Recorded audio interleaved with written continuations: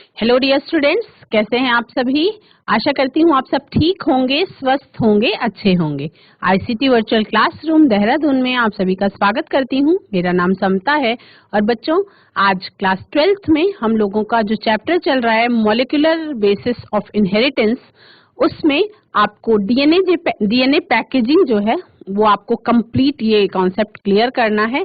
तो चलते हैं स्मार्ट बोर्ड की तरफ और आज हम पैकेजिंग ऑफ डीएनए का कॉन्सेप्ट क्लियर कंप्लीट कर लेंगे। बच्चों, जैसा कि आप सभी को पता है कि आपका चैप्टर चल रहा है chapter number 6, that is molecular basis of inheritance. Molecular basis of inheritance का क्लियर मतलब ये है कि उसमें आपको जेनेटिक मटेरियल डीएनए और आरएनए के बारे में सब कुछ जानना है, सब कुछ पढ़ना है, कैसे उसका स्ट्रक्चर होता है, किस तरह से डीएनए की पैकेजिंग होती है, किस तरह से डीएनए का स्ट्रैंड जो है वो बनता है, उसमें क्या क्या चीजें इन्वॉल्व होती हैं और किस तरह से वो जेनेटिक इंफॉर्मेशन एक पीढ़ी से दूसरी पीढ़ी तक ट्रांसफर होती हैं। किस तरह से कोई इंफॉर्मेशन एक पीढ़ी से दूसरी पीढ़ी तक ट्रांसफर हो सकती है, कौन सी टेक्निक उसमें काम आती है। तो हमने शुरुआत की सबसे पहले ये जानने की कि जो आपका न्यूक्लिक एसिड है, न्यूक्लिक एसिड दो प्रकार का होता है। There are two types of nucleic acid. First one is DNA, that is deoxyribonucleic acid, and second one is RNA ribonucleic acid, है ना। उसमें मैंने आपको बताया था कि डीऑक्सी और राइबो, इन दोनों में फर्क ये है कि दोनों पेंटोज शुगर्स के नाम हैं। जो भी आपका न्यूक्लिक एसिड बनता है वो न्यूक्लियोटाइड्स की चेन से बनता है, तो आप ये कह सकते हैं कि पॉलीमर ऑफ न्यूक्लियोटाइड है ये, डीएनए या आरएनए दोनों ही न्यूक्लिक एसिड, ठीक है।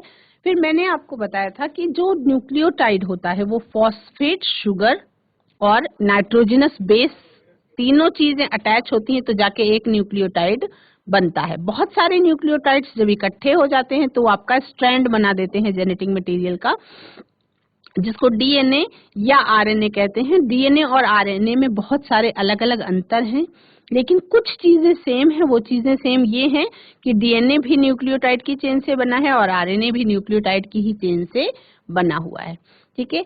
हम लोगों ने डीएनए और आरएनए का कुछ स्ट्रक्चर पढ़ भी लिया है कि डीएनए जो है वो डबल स्ट्रैंडेड होता है, एंटी पैरेलल सेट होते हैं उसमें, और नाइट्रोजनस बेसेस किस किस मैनर में अटैच होते हैं। डिस्टेंस ऊपर से नीचे तक एकदम समान रहता है। वॉटसन एंड क्रिक का मॉडल हमने देखा है ना। अब हम डीएनए की पैकेजिंग के बारे में पढ़ रहे हैं। जब हमने डीएनए के बारे में सब कुछ जान लिया कि डीएनए का स्ट्रक्चर कैसे बना हुआ है, तो अब हमें ये जानना है कि total number of base pairs in human DNA कितना होता है। 6.6 इंटू 10⁹। अप्रोक्सीमेटली 2.2 मीटर का total length of human DNA होता है। वो एक टिपिकल न्यूक्लियस में किस तरह से अपने आप को सेट कर पाता है, उसके लिए हम लोग पढ़ रहे थे पैकेजिंग ऑफ डीएनए, ठीक है। जिसमें हमने ये देखा था कि जो आपका प्रोटीन, दोनों डीएनए जो है उसमें आपका प्रोकैरियोट्स में भी पाया जाता है, यूकैरियोट्स में भी। तो प्रोकैरियोट्स में डीएनए किस तरीके से डीएनए की पैकेजिंग होती है, क्योंकि प्रोकैरियोट्स में they do not have nucleus, उनमें न्यूक्लियस नहीं पाया जाता है। DNA is not scattered throughout the cell. पूरे सेल में डीएनए फिर भी स्कैटर्ड नहीं होता या बिखरा हुआ नहीं होता है। क्यों? उसका कुछ रीजन है, कुछ ऐसी चीजें हैं जो उसको अपने आप में आपस में बांध के रखती हैं। In certain regions called nucleoids, एक सर्टेन रीजन में जिनको न्यूक्लियोइड्स कहते हैं, वहां पे डीएनए जो है नेगेटिवली चार्ज्ड होता है, is organised in large loops and is held by some proteins, और वो जो प्रोटीन्स होते हैं वो पॉजिटिवली चार्ज्ड होते हैं। तो पॉजिटिव नेगेटिव में अट्रैक्शन के कारण वो आपस में एक जगह पे न्यूक्लियाइड वाले एरिया में रहते हैं, लार्ज लूप्स में ऑर्गेनाइज रहते हैं। जो आपका यूकैरियोट्स में डीएनए का ऑर्गेनाइजेशन है वो किस तरीके से है। They have positively charged basic proteins called histones.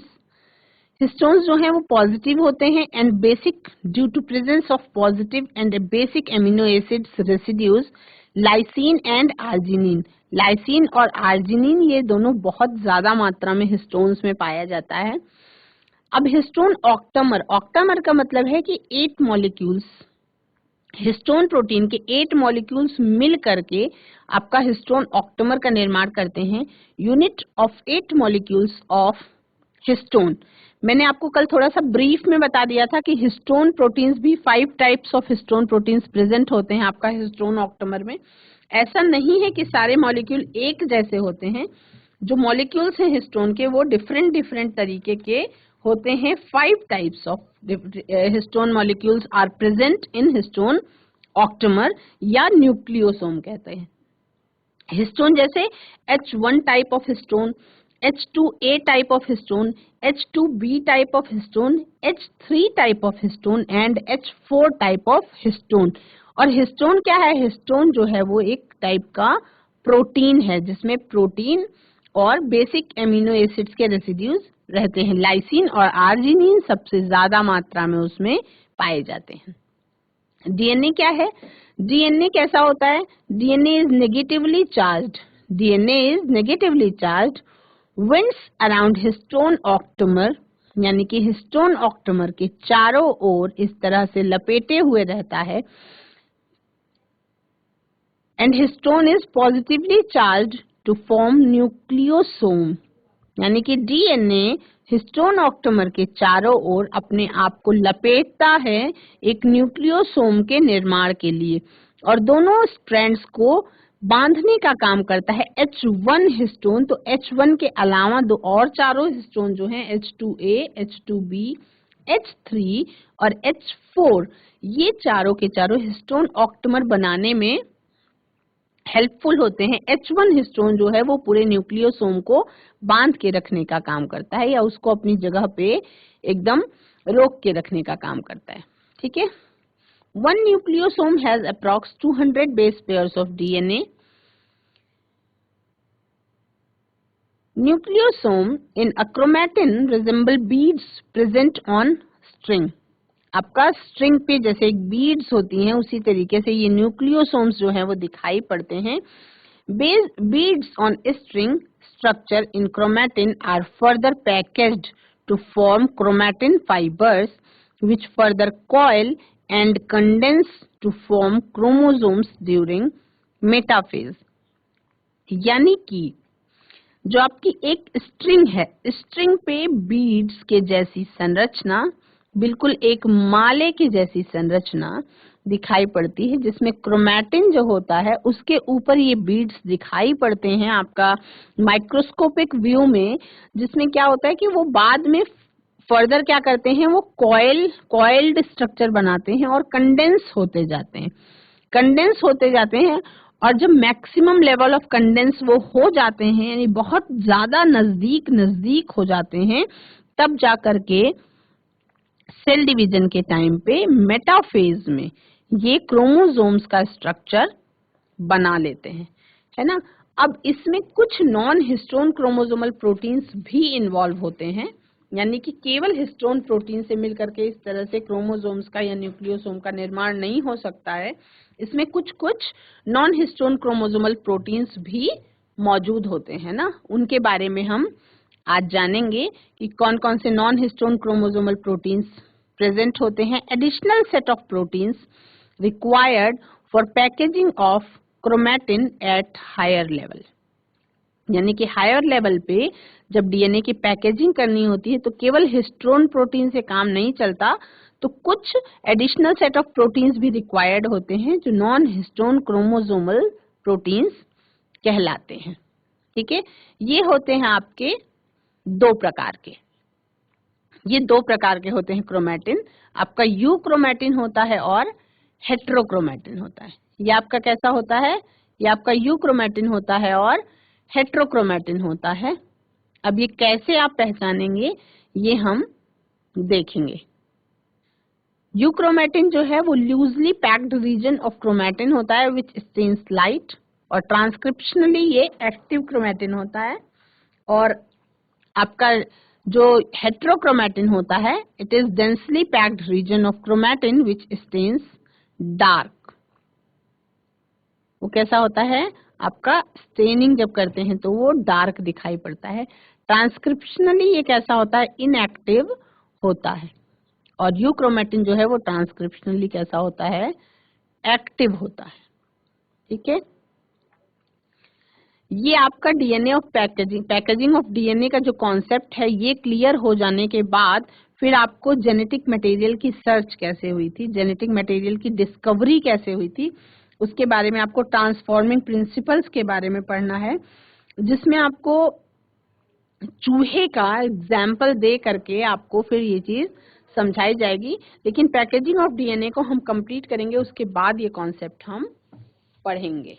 जैसा कि इसमें देख पा रहे हैं आप कि आपको एक स्ट्रिंग दिखाई पड़ रही है जिसमें बीड्स के जैसा स्ट्रक्चर दिखाई पड़ रहा है, बीड्स का जैसा स्ट्रक्चर दिखाई पड़ रहा है। और ये बीड्स के जैसा जो स्ट्रक्चर है, यही आपका न्यूक्लियोसोम, ये न्यूक्लियोसोम्स हैं जो आपको बीड्स के जैसे दिखाई पड़ रहे हैं। पूरी स्ट्रिंग पे जो इस तरीके से ये बीड्स के जैसा दिखाई पड़ रहा है, ये क्या है, ये न्यूक्लियोसोम्स हैं, है ना। एक न्यूक्लियोसोम कैसे बनता है, हिस्टोन ऑक्टेमर के ऊपर डीएनए का स्ट्रैंड अपने आप को क्या कर देता है, रैप कर लेता है, यानी कि लपेट लेता है। और उसके बाद उसमें कुछ और नॉन हिस्टोन प्रोटीन्स भी जरूरत होती है पैकेजिंग के लिए, क्योंकि केवल हिस्टोन प्रोटीन से उनकी पैकेजिंग जो है वो कंप्लीट नहीं हो पाती। तो माइक्रोस्कोपिक व्यू में जो आपका क्रोमेटिन फाइबर पे जो हिस्टोन प्रोटीन्स लिपटे हुए न्यूक्लियोसोम्स होते हैं, जो आपका जेनेटिक मटेरियल होता है, वो किस तरीके से पैकेज होता है, उसको आप इस तरीके से माइक्रोस्कोपिक व्यू में देख सकते हैं। अब इसके अंदर का पार्ट भी उतना ज्यादा इजीली इस तरीके से आपको ये नॉर्मल इलेक्ट्रॉन माइक्रोस्कोप में दिखाई पड़ता है, जिसमें आपको क्या दिखाई पड़ रहा है, स्ट्रिंग्स पे बीड्स। ऐसे लग रहा है कि किसी धागे पर बहुत सारे मोती लगे हुए हैं। इसीलिए न्यूक्लियोसोम क्या है, nucleosome is the basic unit of DNA compaction. यानी डीएनए कॉम्पैक्शन के लिए न्यूक्लियोसोम जो है वो क्या है, एक बेसिक यूनिट है। मैंने आपको बताया था कि हिस्टोन ऑक्टेमर जो है, कोर ऑफ न्यूक्लियोसोम, वो क्या होता है, पॉजिटिवली चार्ज होता है। और हिस्टोन ऑक्टेमर प्रोटीन जो डीएनए होता है वो कैसा होता है, निगेटिवली चार्ज होता है। ठीक है, इसके बाद ये आपका स्ट्रैंड दिखाई पड़ रहा है जिसमें न्यूक्लियोसोम्स आपको बीड्स के जैसे दिखाई पड़ रहे हैं। दो न्यूक्लियोसोम के बीच में उपस्थित जो डीएनए है वो क्या कहलाता है, आपका लिंकर डीएनए कहलाता है। दो न्यूक्लियोसोम के बीच में उपस्थित जो डीएनए है वो लिंकर डीएनए कहलाता है। जैसे मान लीजिए कि ये एक न्यूक्लियोसोम है और न्यूक्लियोसोम का स्ट्रक्चर बनाएंगे हम, और उस पर ये डीएनए रैप है।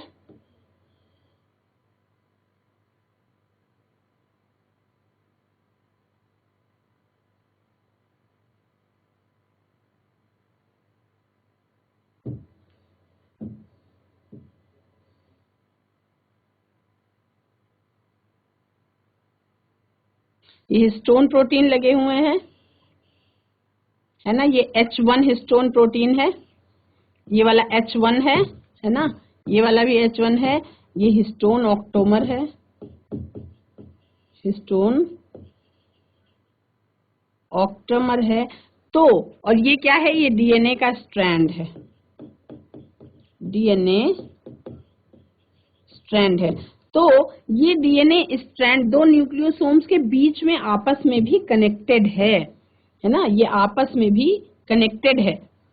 तो ये जो यहाँ आपस में कनेक्टेड है, यहाँ से आया ये इस तरीके से, यहाँ पे पीछे की तरफ जाके यहाँ कनेक्टेड है ये। तो ये जो बीच में कनेक्शन है, ये कनेक्शन क्या कहलाता है, ये पार्ट जो है क्या कहलाता है, ये आपका कहलाता है लिंकर डीएनए।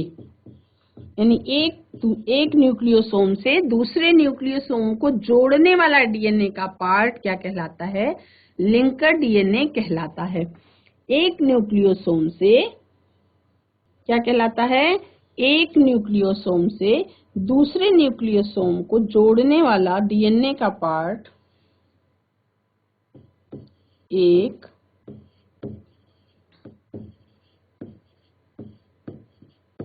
न्यूक्लियोसोम से दूसरे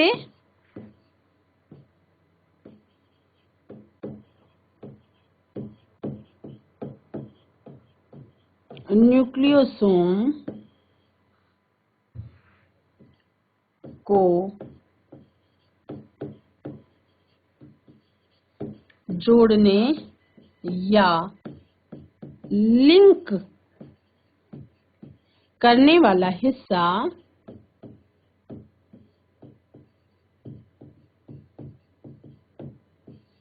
लिंकर डीएनए कहलाता है। क्या कहलाता है? लिंकर डीएनए कहलाता है।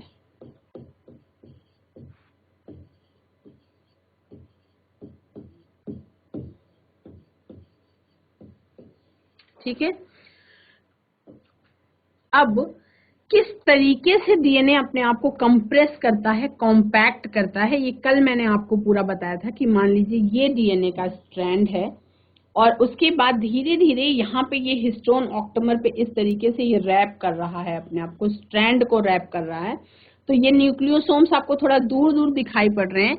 उसके बाद उसके अगले फेज में ये क्या है आपका? ये न्यूक्लियोसोम। ये क्या है? ये न्यूक्लियोसोम वाला स्ट्रक्चर है ना, जिसमें आपको न्यूक्लियोसोम दिखाई पड़ रहे हैं। उसके बाद क्या है? वो न्यूक्लियोसोम्स अलग अलग बहुत ज्यादा देर तक नहीं दिखाई पड़ते, सोलेनॉइड स्टेज में भी ये दिखाई पड़ते हैं। उसके बाद जो सुपर सोलेनॉइड स्टेज होती है उसमें 300 नैनोमीटर इसका वो हो जाता है। तो ये स्प्रिंग ऐसे बनती जाती है। स्प्रिंग क्या करती है? स्प्रिंग का मतलब कॉइल्स जो हैं, जो कॉइल फॉर्म कर रहा है डीएनए, वो कॉइलिंग जो है वो कैसी होती है? और ज्यादा मोर कंडेंस होती जाती है। और होते होते होते होते ये आपका क्रोमैटिन फाइबर्स वाली स्टेज में आने के बाद लास्ट में मेटाफेज जब हो रहा होता है सेल डिवीजन का, तो during cell division metaphase stage में ये जाके आपका क्रोमोसोम्स का रूप ले लेता है। और क्रोमोसोम्स को आप ये कह सकते हैं कि ये और भी ज्यादा, इससे भी बहुत ज्यादा कंडेंस होता है ना। क्रोमोसोम बहुत ज्यादा कंडेंस होता है, मतलब यहां से ऐसे ऐसे बन के आ रहा है, यहाँ पे धीरे धीरे बहुत ज्यादा कंडेंस होता जाएगा।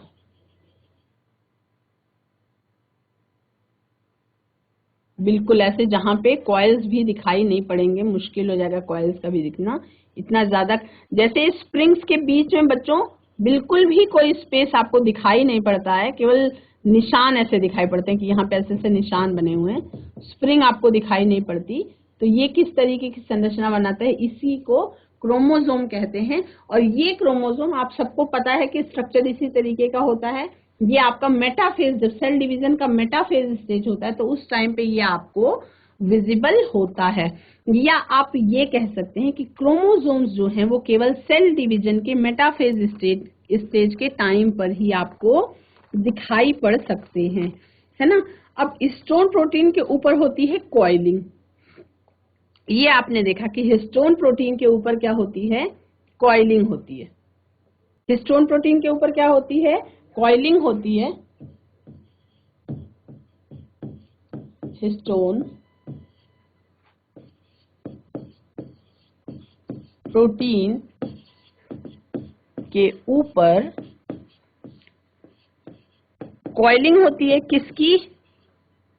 डीएनए स्ट्रैंड की, है ना। डीएनए स्ट्रैंड की कॉइलिंग होती है। तो कुछ और एडिशनल प्रोटीन्स की जरूरत होती है इस कॉइलिंग को कंप्लीट करने के लिए। तो कुछ नॉन हिस्टोन प्रोटीन क्रोमोसोम के अंदर जो हैं वो यूज होते हैं। कुछ नॉन हिस्टोन प्रोटीन भी क्रोमोसोम के अंदर यूज होते हैं। कुछ नॉन हिस्टोन प्रोटीन क्रोमोसोम के अंदर यूज होते हैं।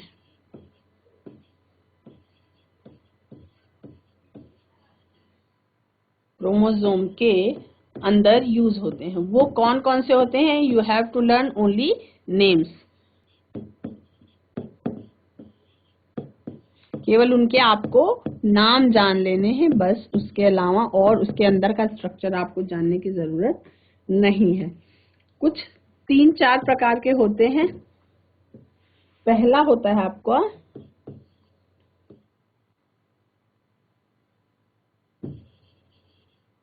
स्कैफोल्ड और structural non histone chromosomal protein और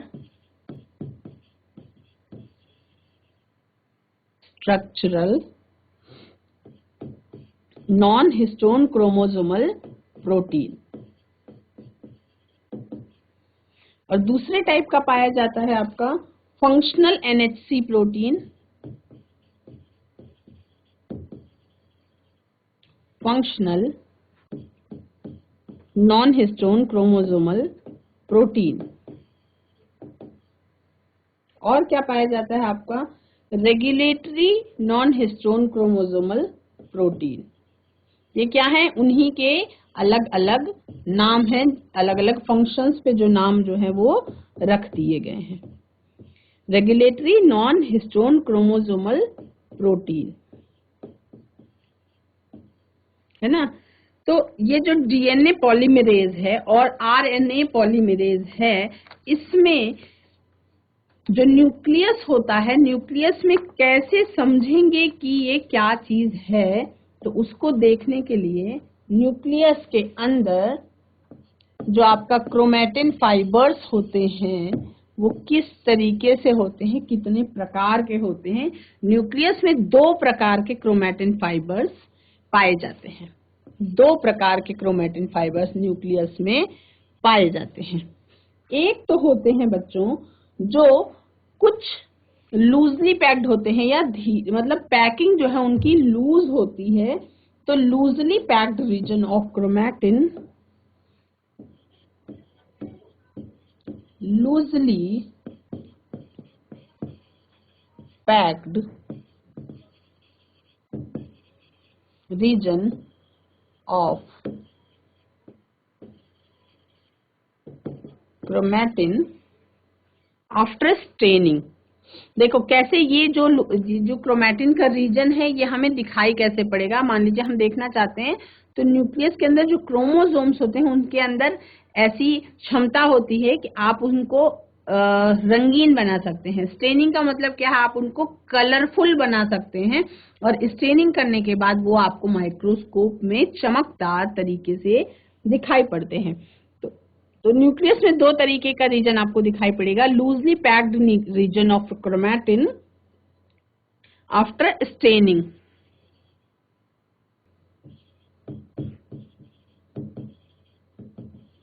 और दूसरे तरीके का होता है डेंसली पैक्ड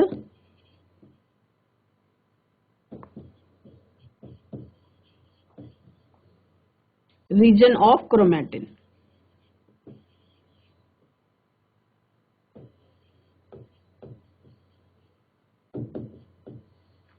ठीक है। अब स्टेनिंग करते समय जो लूजली पैक्ड रीजन होता है क्रोमैटिन का, उसमें कैसा आता है, उसमें लाइट कलर आता है। उसमें कैसा आता है, उसमें आपका आता है लाइट कलर।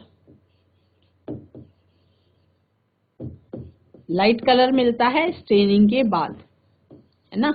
आफ्टर स्टेनिंग इसमें कैसा मिलता है, लाइट कलर मिलता है। लेकिन जो डेंसली पैक्ड रीजन होता है क्रोमैटिन का, उसमें जब आप स्टेनिंग करते हैं तो स्टेनिंग के बाद उसमें कैसा मिलता है, आपको डार्क कलर मिलता है,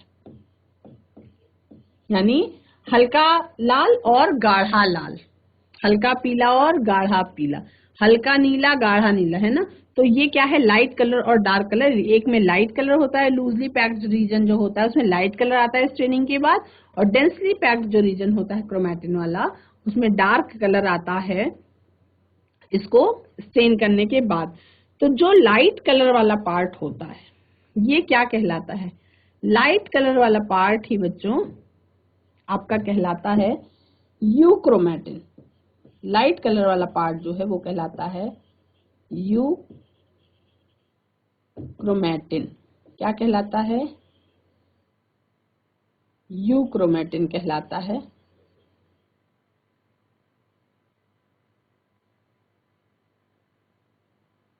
और जिसमें डार्क कलर वाला पार्ट आता है वो आपका कहलाता है हेटेरोक्रोमैटिन।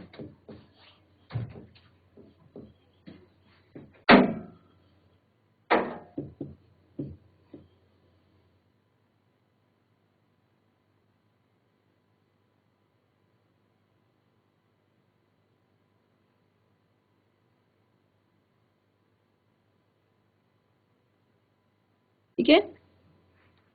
अब इन दोनों में क्या फर्क है, जो यूक्रोमैटिन है और जो हेट्रोक्रोमैटिन है, तो यूक्रोमैटिन जो है वो ट्रांसक्रिप्शनली एक्टिव होता है और हेट्रोक्रोमैटिन ट्रांसक्रिप्शनली इनएक्टिव होता है। यूक्रोमैटिन जो है वो कैसा होता है, वो आपका ट्रांसक्रिप्शनली एक्टिव होता है, ये आपका ट्रांसक्रिप्शनली एक्टिव होता है। ट्रांसक्रिप्शनली एक्टिव होने का क्या मतलब है कि ये ट्रांसक्रिप्शन में पार्टिसिपेट करेगा, और जो दूसरे प्रकार का हेट्रोक्रोमैटिन होता है ये ट्रांसक्रिप्शनली इनएक्टिव होता है। ये कैसा होता है, ट्रांसक्रिप्शनली इनएक्टिव होता है। मतलब इनएक्टिव और एक्टिव होने का क्या मतलब है कि ये ट्रांसक्रिप्शन में पार्टिसिपेट करता है यूक्रोमैटिन, और हेट्रोक्रोमैटिन जो है वो ट्रांसक्रिप्शन में पार्टिसिपेट नहीं करता, है ना। यूक्रोमैटिन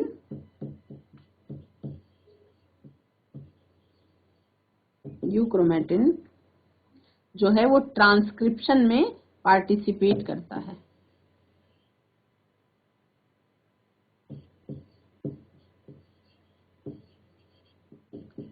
ट्रांसक्रिप्शन में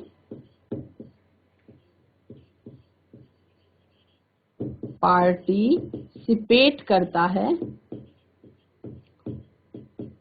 कौन, यूक्रोमैटिन, जो ट्रांसक्रिप्शनली एक्टिव है, और जो ट्रांसक्रिप्शनली इनएक्टिव है वो ट्रांसक्रिप्शन में पार्टिसिपेट नहीं करता।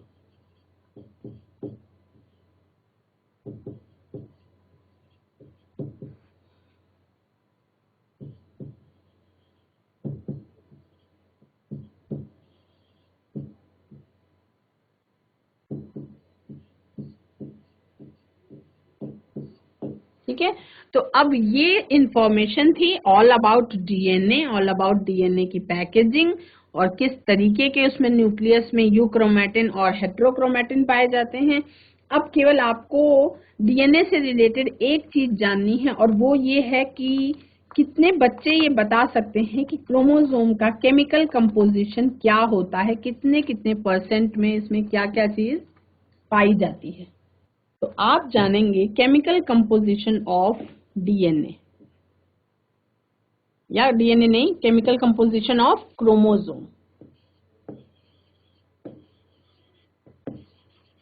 Chemical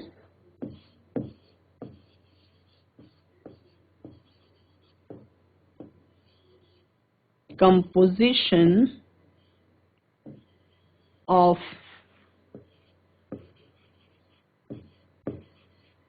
chromosome, chemical composition of chromosome, यानी कि क्रोमोसोम में क्या क्या केमिकल्स मिल करके क्रोमोसोम का निर्माण होता है। तो कहीं कंफ्यूज नहीं होंगे, केवल डीएनए क्रोमोसोम का निर्माण नहीं करता। जब आपने packaging of chromosome, packaging of DNA देखा, तो आपने उसमें देखा कि डीएनए का स्ट्रैंड कुछ प्रोटीन्स के साथ मिल करके न्यूक्लियोसोम्स का निर्माण करता है, और न्यूक्लियोसोम क्रोमैटिन स्ट्रैंड पे लग करके आपका उसकी पैकेजिंग करते हैं। मैंने आपको बताया कि कुछ नॉन हिस्टोन क्रोमोसोमल प्रोटीन भी उसमें इन्वॉल्व होते हैं। तो कौन कौन से क्या क्या कितने कितने इन्वॉल्व होते हैं वो आप परसेंटेज नोट कर लेंगे।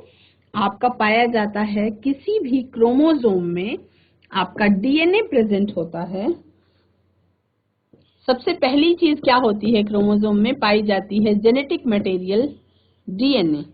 ये कितना प्रेजेंट होता है, ये एक क्रोमोसोम का 40% भाग बनाता है, या 40% ऑफ द पार्ट क्रोमोसोम किससे बना होता है, डीएनए का स्ट्रैंड उसमें इन्वॉल्व होता है।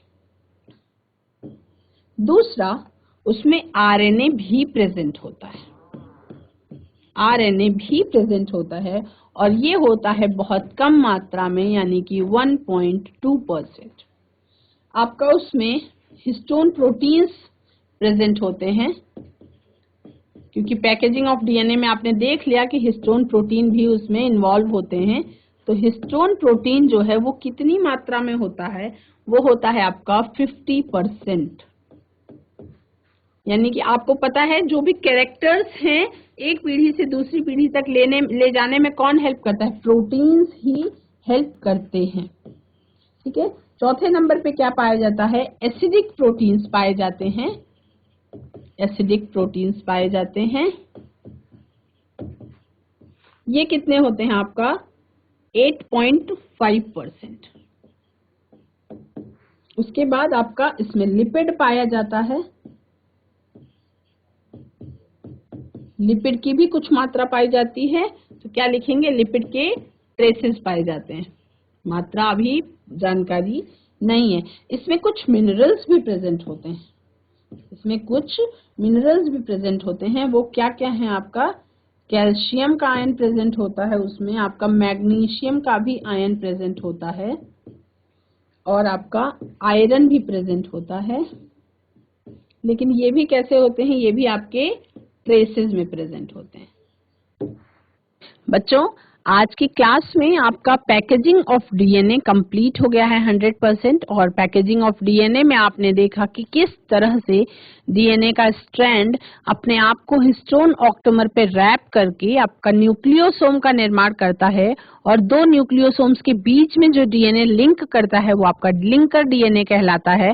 और इस तरीके से एक स्ट्रिंग टाइप की बन जाती है जो आपका माइक्रोस्कोप में बीड्स के जैसे न्यूक्लियोसोम्स दिखाई पड़ते हैं और स्ट्रिंग आपकी दिखाई पड़ती है। बहुत अच्छी तरह से कॉइलिंग करके कंडेंस होकर के वो क्रोमोसोम का निर्माण करता है। उसमें आपको मैंने बताया कि नॉर्मल डीएनए का स्ट्रैंड है, उसके बाद फिर उसने अपने आप को हिस्टोन प्रोटीन पे लपेटा, जब वो स्ट्रक्चर न्यूक्लियोसोम कहलाता है।